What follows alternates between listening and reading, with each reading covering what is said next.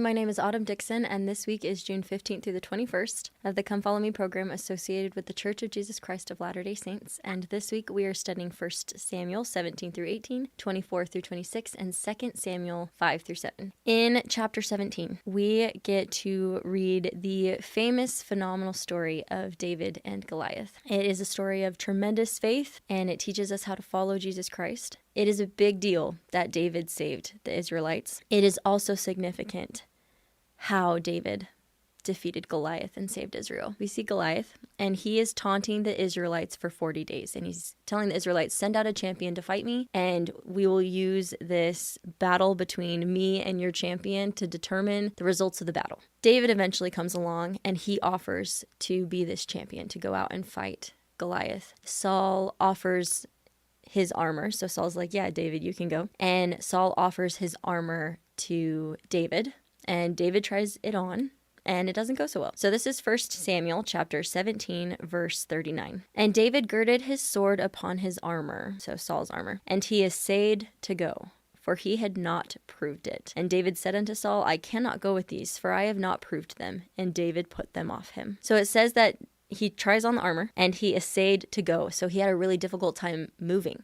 The armor was too big for him. He was a young boy. Saul was known for being a big guy. The armor wasn't helping. So he essayed to go. He couldn't move very well. And he had not proved it. What he means by that, when David's like, I haven't proved this armor, he had never trained with it. He didn't know how to use this armor. Armor was not going to work for them. And so he had not trained as a soldier. He wasn't going to fight Goliath as a soldier. He was going to fight Goliath as a shepherd.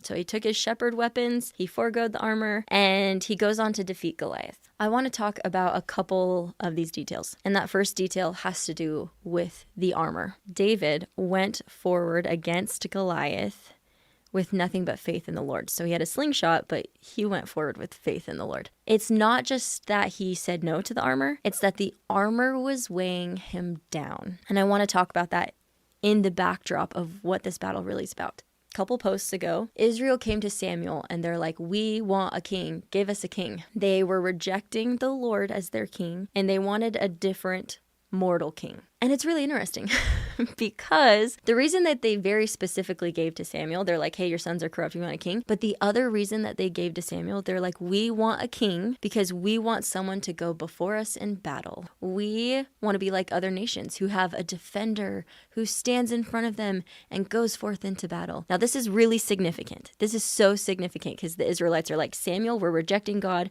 We want a king, so that the king will go before us into battle. And now we find ourselves in chapter 17. The Israelites are facing the Philistines, and Goliath is taunting them. And where's King Saul? Where is King Saul? He is not at the front of the Israelite army. Samuel gave them what they asked for. He gave them the king that they asked for so that they could have someone stand in front of them. But that's not exactly how it goes, which is not particularly surprising. When we read this story about David going forth without armor, it would be easy to originally read this story and think that David was just a young, arrogant punk by refusing armor. In fact, we read about David's older brother, Eliab. Hope I'm saying his name right, Eliab. David comes into camp and he accuses David of pride and being a punk. But that is not what this is about. Even if David was young and had a little bit of pride to him, that is not what this story is about. That is not why in this story David goes without armor. This was the Lord once again saying, I will go before you. Not some mortal king.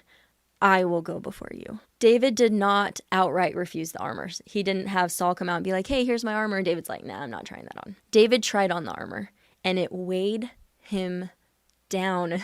That I can't even tell you how significant that is. It weighed him down. David was better off without man's feeble attempts at protection. He was better off. Now, the principle of this, the principle of the armor weighing down David, the principle is not this, that you can't rely on anything man-made or you're faithless, that you have to go without medicine or tools or protection and only go forward in faith and the Lord will protect you. That is not the principle here. Faith sometimes means knowing that the Lord inspired mankind to build tools. That's not the principle here. The principle here is this. With this specific experience, David went without armor. The true principle here is that David relied on God over the human attempts to protect themselves. With the backdrop of the Israelites having asked for a mortal king to defend them, this was the Lord's very clear response. He didn't want any confusion about why David won against Goliath.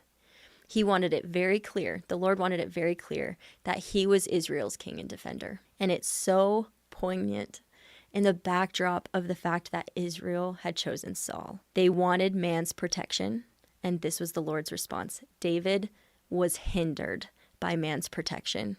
It was the Lord who won this battle. Tools are not inherently evil or wrong. Armor is not inherently evil or wrong.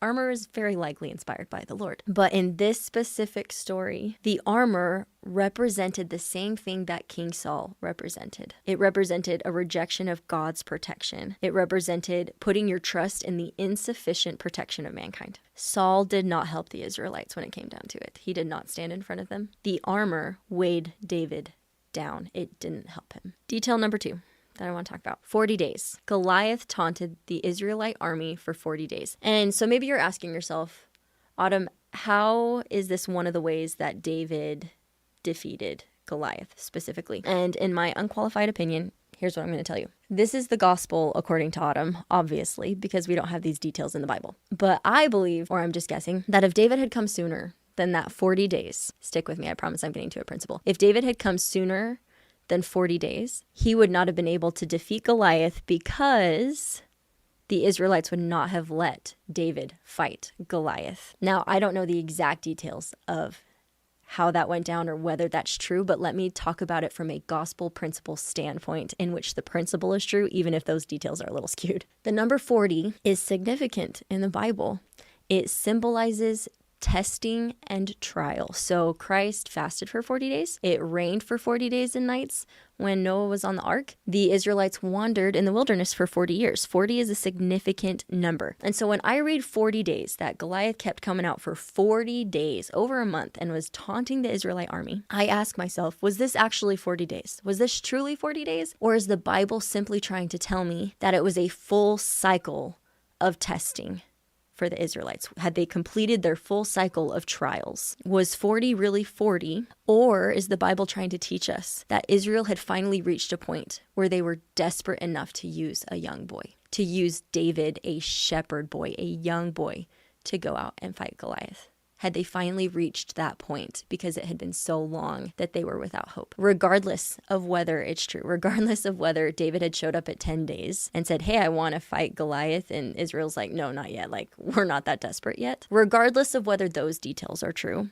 the gospel principle is true. The Lord allows testing for 40 days. He allows a full cycle of trial and testing. He allows it to keep going until we reach this point where we're desperate enough to rely on him alone. Have you ever reached a point in a trial where you've been dealing with the trial for so long and you look up to the heavens and you're like, hey, if you could show up, that would be really great. I'm really dying down here. And then after that prayer, the Lord waits a little bit longer before actually showing up. Perhaps it wasn't 40 days. Maybe it wasn't 40 months. Maybe it wasn't 40 years. Maybe it was just the right amount of time for your test. Maybe it was the right amount of time for you to reach the point where you could, 1, rely solely upon the Lord, and 2, recognize his hand when you came out of it on the other side. And that second part's important, being able to recognize his hand when you come out on the other side. Because if the Lord chose not to wait the 40 days, if he chose not to wait a full cycle of testing and trial, we might make the fatal mistake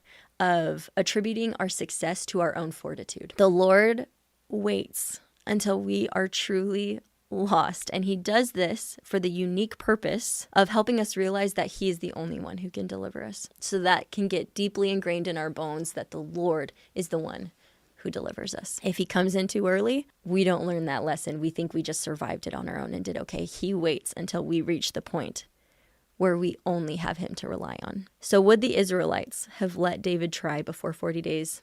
I don't know, but it doesn't really matter. What I do know is that the Lord waited until they were desperate enough to let a boy go, a young boy. And when David succeeded and Goliath was defeated, all heaven broke loose and everyone rushed the Philistines and started chasing after them, and they were cheering and they were excited.